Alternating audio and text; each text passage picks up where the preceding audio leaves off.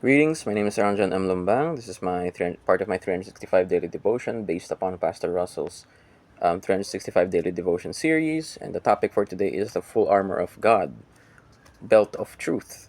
So let us begin with the scripture.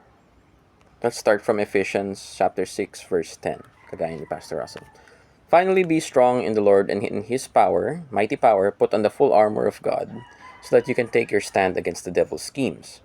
For our struggle is not against flesh and blood, but against the rulers and against authorities, against the powers of this dark world, and against the spiritual forces of evil in the heavenly realms. Therefore, put on the full armor of God, so that when the day of evil comes, you may be able to stand your ground, and after you have done everything to stand, stand firm then with the belt of truth buckled around your waist. Okay, the main points here is that our main enemies are not against the flesh and blood, kumbaga. It's not us. We must be able to be aware that there's spiritual warfare going on na yung kalaban natin is demons. Hindi, not each other. Not yung kapamilya mo, yung kaaway mo, yung workmate mo. No. Sila mismo. Kasi as we see, yung naintindihan ko kay Pastor Russell Compa, meron two types. Yung marang worldly type of evil versus yung spiritual evil, where kung saan yung worldly evil, yung mga ginagawa natin, mga nations, crimes against humanities. Well, when we see that, when we see war, we must be aware that there is also spiritual warfare going on. Na yung plano kasi ng Diyos is maging maayos lahat, maging mapayapa. Everything that follows His will be good. Kaso ayon ng mga demonyo yun. Kaya in Genesis, it used to be harmony, it used to be peaceful. Kaya sinira nila yung plano ng Diyos na God's plan for harmony, God's plan for peace by initiating war spiritually with Adam and Eve. Iba nangyari yun. And even now, it still continues. And one of the main important pieces here is that we have to pause and realize and see the enemy. Kasi minsan pag may kaaway tayo sa sobrang dahil sa sobrang lalim ng damdamin natin, yung sobrang lala na naramdaman natin, hindi natin nakakita na hindi pala tayong magkalaban talaga. Sino ba yung kalaban natin? Yung gumagawa ng problema, yung gumagawa ng gulo. So, yon. Next teaching is, demons aim to destroy God's world. So, aim to destroy God's world. So, yung pinaka-main context nito is God's world that He's made for you, yung God's plan He made for you. So, hindi lang po yun yung mundo nga sa ngayon, yung society, yung government, kundi yung mga human relationships natin. So, could be with family, could be with workmates, could be with kahit sino pa yan, friends, workers, lahat. So, His aim is to destroy those human relationships na yung aim nun is para lumago ka, para mag-grow ka. By destroying those relationships, hindi ka lalago, hindi ka gagaling. So, we must be aware na yung mga nangyaring mga away para yan mapigilan tayo sa pag-grow. Like, isipin mo, kaaway mo, churchmate mo. Paano ka makaka-practice ng forgiveness? Kasi pero may maramdaman ka pa rin ng galit sa puso mo. So, mahirap yun. His aim is to destroy human relationships. And the demons rather, our aim is to destroy human relationships and the plan of God for us. So, 3, demons fight with lies, but we fight with the truth. So, yung demons lost all authority as soon as Jesus went to heaven. All authority in heaven and earth is given to Him. And that we should go and make disciples, no? Yung naalala ko. Yeah, that we were sent to make disciples among the nations, no? And sa bagay, yung topic nga natin, demons fight with lies, but we fight with the truth. Demons speak in lies. Natural sa kanila yun. Likas na sa kanila na magsinungaling. And syempre, their nature is to be deceitful. So be aware na they're deceitful talaga. But in us, we fight with the truth. Not just humanly truth, kung ano yung totoo para sa atin, kundi ano yung totoo sa Diyos. Ano yung sinabi ng Diyos na yun ang katotohanan.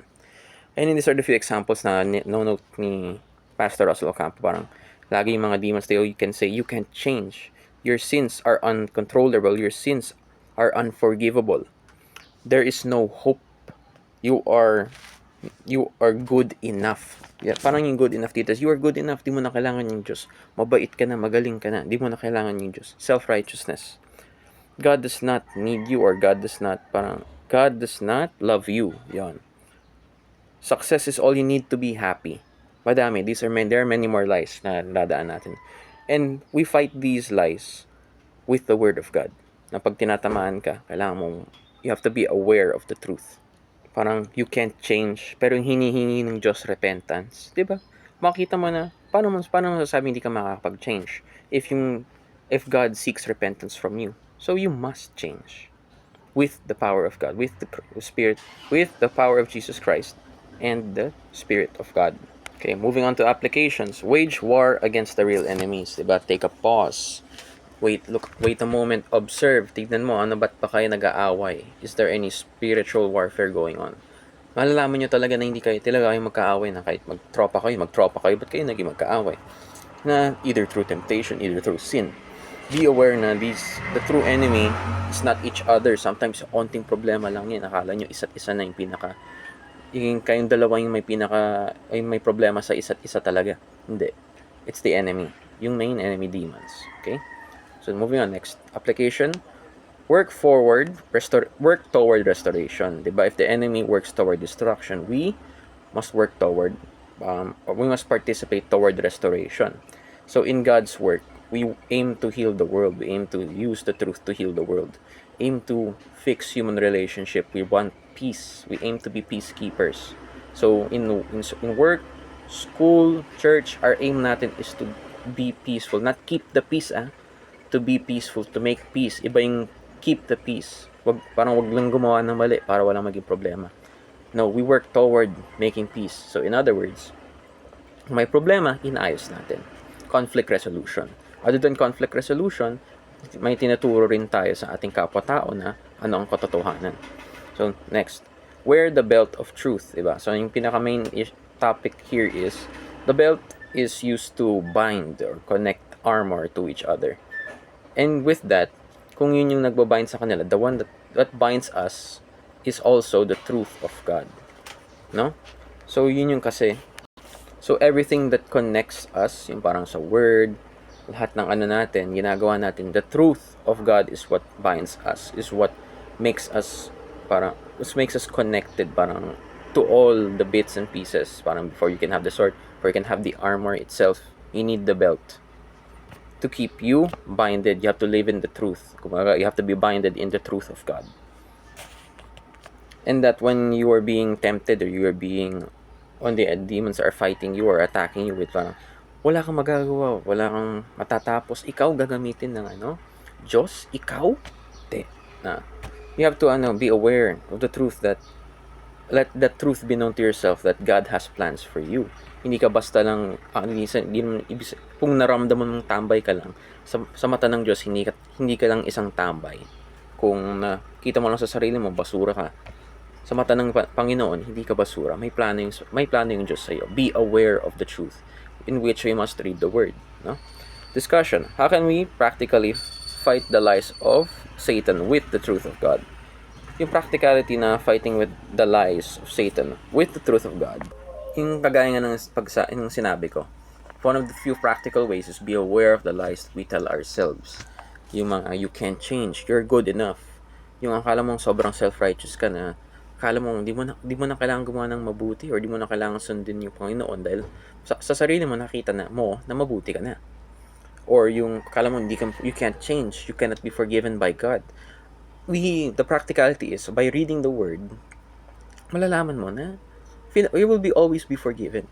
You will be forgiven no matter how grave the sin you feel na you have committed. Kasi minsan may ganun tayo, di ba? Yung parang, yung pakiramdam na ang lala naman ng ginagawa ko, paulit-ulit na lang.